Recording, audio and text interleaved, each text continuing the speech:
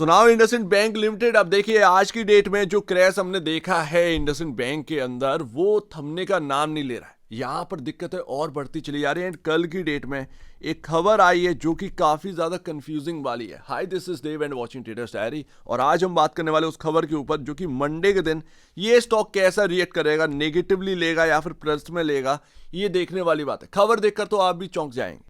दरअसल आरबीआई ने यहां पर फैसला लिया है कि सीईओ से लेकर डिप्टी सीईओ जो भी हैं उनको यहां पर बैंक को छोड़ना पड़ेगा। अभी अभी आपके सामने 1 साल का एक्सटेंशन मिला था सीईओ को, उन सबको यहां पर जाने के लिए कह दिया 6 महीने के अंदर अंदर नए नाम दीजिए, ये कहा है आरबीआई ने। ऐसा रिपोर्ट्स यहां पर सजेस्ट कर रही है रॉयटर की तरफ से, वो भी रॉयटर की तरफ से, तो ध्यान रखिएगा। एंड इसके चलते शायद मूडी और भी ज्यादा पोटेंशियल डाउनग्रेड करे इस स्टॉक को, इस बैंकिंग स्टॉक को। आगे बढ़ने से पहले ये मैं बता दूं कि ये इन्वेस्टर के लिए काफी खराब चीज हो रही है, बट यहां पर डिपॉजिटर्स बिल्कुल सेफ है। तो डिपॉजिटर्स अपने आप को सेफ माने। अगर आप इंडसइंड बैंक के डिपॉजिटर हैं या एफडी आपने ले रखी है, जो भी आपने ले रखा है, आप सेफ हैं। इन्वेस्टर्स के ऊपर बात चल रही है। इंडसइंड बैंक का यहां पर ना एक क्लैरिफिकेशन आता है, डिनाई करते हैं इन मीडिया रिपोर्ट्स को। यही कंफ्यूजन करने वाली बात है, इसीलिए मंडे के दिन क्या होगा कुछ पता नहीं है। आप नेगेटिव की तरफ ट्रेड करेंगे या पॉजिटिव की तरफ ट्रेड करेंगे, कुछ नहीं पता।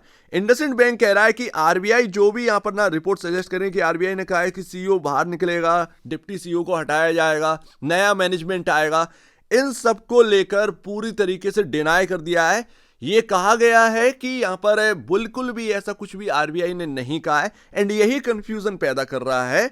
यहां पर जितना भी इंडसइंड बैंक के ऊपर जो खबर चल रही है वो मिसलीडिंग चल रही है। तो या तो मैनेजमेंट सही है या फिर एक तरफ रॉयटर सही है। क्या ये रॉयटर जो है वो अंदर की खबर लेकर आया, किसी को कुछ नहीं पता, क्योंकि हम यहां पर जो है वो ये मीडिया रिपोर्ट्स देख रहे हैं। हम एज अ इन्वेस्टर कुछ नहीं जानते कि जो इंडसइंड बैंक है उसके भीतर चल क्या रहा है। एंड सही से देखिएगा, we would like to clarify that recent media report जो कि यहां पर आ रही है सीईओ और डिप्टी सीईओ के टेन्योर के ऊपर, बैंक स्ट्रांगली डिनाई करता है इन सारी आर्टिकल्स को, ये कहा गया है। अब इसमें यहां पर ना क्या होने वाला है मंडे के दिन कुछ पता नहीं है। रॉयटर की तरफ से यहां पर सोर्सेस आए थे। रॉयटर का कहना है कि हमने 4 मीडिया रिपोर्ट्स को देखा है, उस हिसाब से यहां पर मैंने यहां पर जो है आपके सामने खबर रखी है। मैंने मतलब मैं नहीं, रॉयटर्स ने। तो ये यहां पर ना काफी बड़ी खबर है।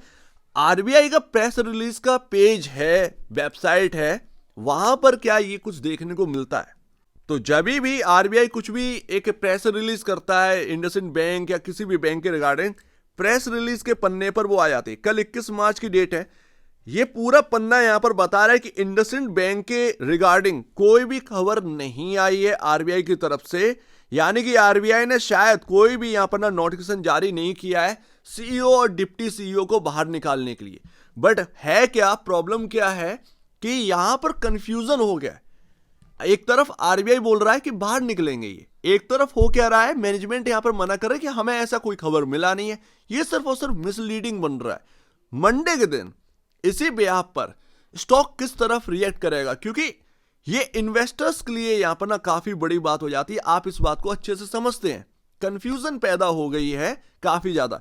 इसके लिए सबसे बढ़िया यह है कि आरबीआई जल्द से जल्द एक इन्वेस्टर को भी यहां पर ना ध्यान में रखते हुए जल्द से जल्द एक प्रेस रिलीज करे कि हाँ भैया हमने ऐसा कुछ नहीं कहा, ताकि थोड़ा सा कंफ्यूजन में यहां पर एक क्लैरिफिकेशन आ सके कि आरबीआई ने ऐसा कुछ कहा है या नहीं है।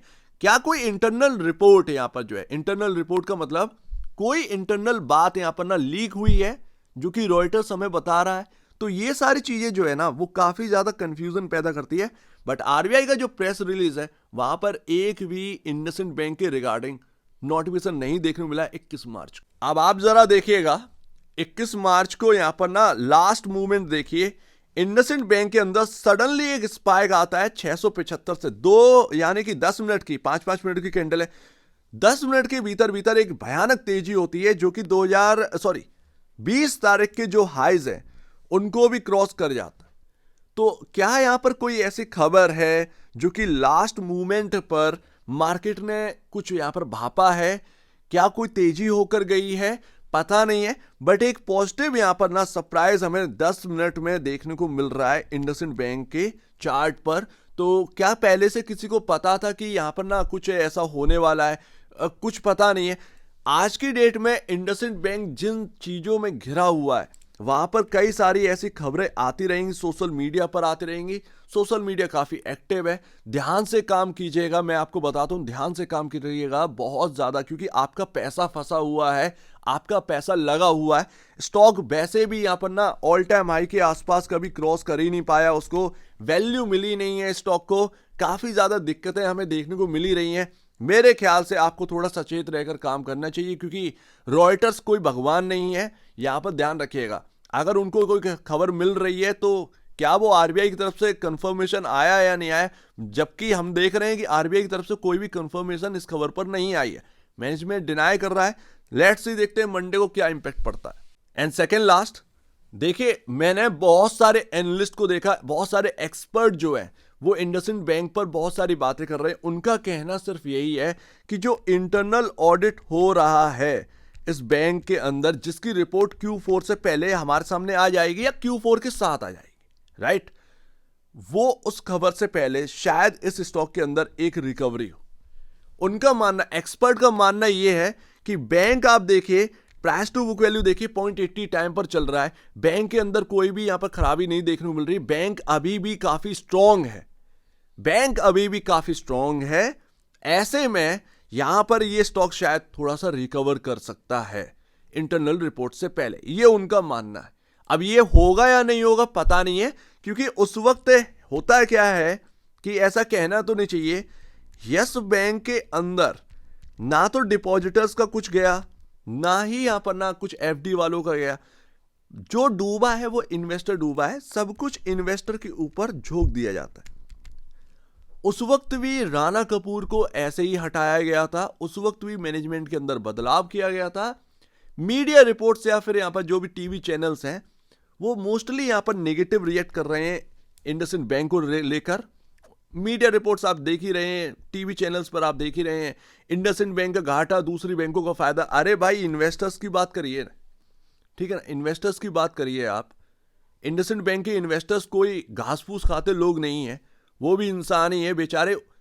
आप पहले रेटिंग दिया करते थे प्लस की कि इंडसइंड बैंक से बढ़िया शायद इस पेडिग्री में कोई नहीं बैठ रहा। तो आज की डेट में आप जो नेगेटिवली यहां पर देख रहे हैं वो एक बहुत ही गलत बात है।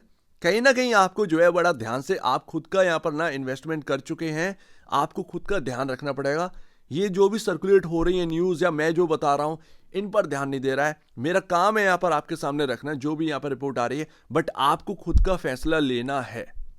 एंड देखिए मैं ऑलरेडी आपको बता चुका हूँ, एंड लास्ट इंडसइंड बैंक का जो इंटरनल ऑडिट आएगा वही सब कुछ इंपॉर्टेंट है। एंड स्टॉक देखिए रुका हुआ है, ऊपर से गिरा, 591 का लो लगाया है एंड उसके बाद थमा हुआ। अगर ये 591 का लो टूटेगा तो ये एक अच्छी बात नहीं रहेगी। कहीं ना कहीं अगर आप देखेंगे तो जो 2020-2021 के बीच में जो सपोर्ट बने थे वो कहीं ना कहीं आपका 491 के अराउंड बनता है, ठीक है। अगर ये 591 टूटा तो कहीं ना कहीं 100 रुपए की डिप और कहीं ना कहीं आपको देखने को मिल सकती है इंडसइंड बैंक के स्टॉक के अंदर। अच्छा ध्यान रखिएगा, इंडसइंड बैंक का जो लो लगा था 2020 में वो 203 या 205 रुपए के आसपास का था, ठीक है। वो 491 काफी इंपॉर्टेंट बैठ जाता है, ये 591 भी काफी इंपॉर्टेंट है। ये आप बहुत ही इंपॉर्टेंट जगह पर चल रहे हैं। ऐसा नहीं है कि सब कुछ खत्म हो गया, अभी इंटरनल ऑडिट आना बाकी है। लेकिन होता क्या है, उससे पहले होता है मार्केट के अंदर गेम, क्योंकि स्टॉक लिस्टेड है ना, उसके अंदर शॉर्टर है, उसके अंदर बायर है, हर कोई आपको देखने को मिल जाता है। एंड दैट्स वाई आपको अपना थोड़ा सा ख्याल रखना है। ध्यान में रखिए बात, अगर इंटरनल ऑडिट सही निकल गया, जो कि आपको नहीं पता कैसा आना है, मुझे नहीं पता कैसा आना है, अगर बाई चांस इंटरनल ऑडिट सही निकल गया, ये बैंक यहां पर फर्राटे कहीं ना कहीं मारेगा, ये कहीं ना कहीं रिकवरी की तरफ जाएगा। लेकिन अगर यहां पर ना इंटरनल ऑडिट में थोड़ी सी भी गड़बड़ी पाई गई और भी ज्यादा, जो 2.35% के डेरिवेटिव पोर्टफोलियो, अगर उससे भी ज्यादा दिक्कतें पाई गई तो फिर यहां पर स्टॉक में जरूर कोई ना कोई गिरावट आएगी। ऐसे में आप खुद ही समझदार हैं कि अगर ऐसा कुछ आता है तो वो कहीं ना कहीं फेस करना पड़ेगा। सबसे मेन बात यह है कि कितना खराबी आ रही है।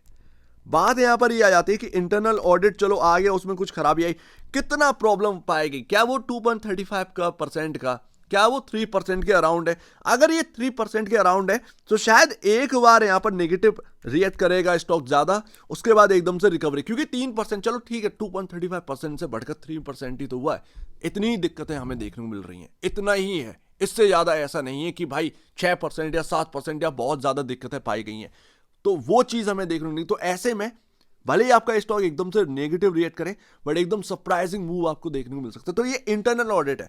मार्च गई, आप ध्यान रखिएगा, मार्च यहां पर जो है गई।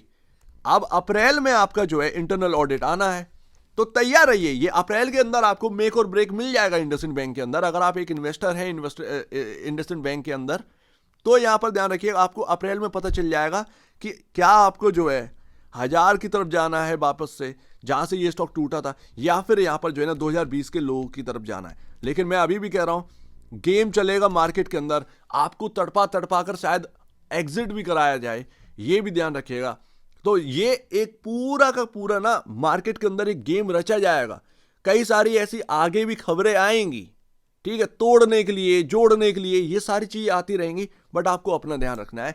पूरी बात यहां पर ना पता करनी है, उसके बाद ही कुछ डिसीजन लेना है। एकदम से पैनिक नहीं हो जाना है इंडसइंड बैंक के अंदर, क्योंकि दिक्कतें चल रही हैं एंड एफ&ओ का पार्ट है। आप जानते हैं कि लोग पैसा कमाने के लिए कुछ भी कर सकते हैं आज की डेट में, तो ये आपके सामने है। सो उम्मीद है काफी कुछ आपको समझ में आएगा। मैं थोड़ा सा टेक्निकल एनालिसिस रखा 2020-2021 के हिसाब से जो चार्ट है, बट आपके सामने कुछ यही है। एंड इंपॉर्टेंट जगह पर आ चुका है इंडसइंड बैंक का स्टॉक।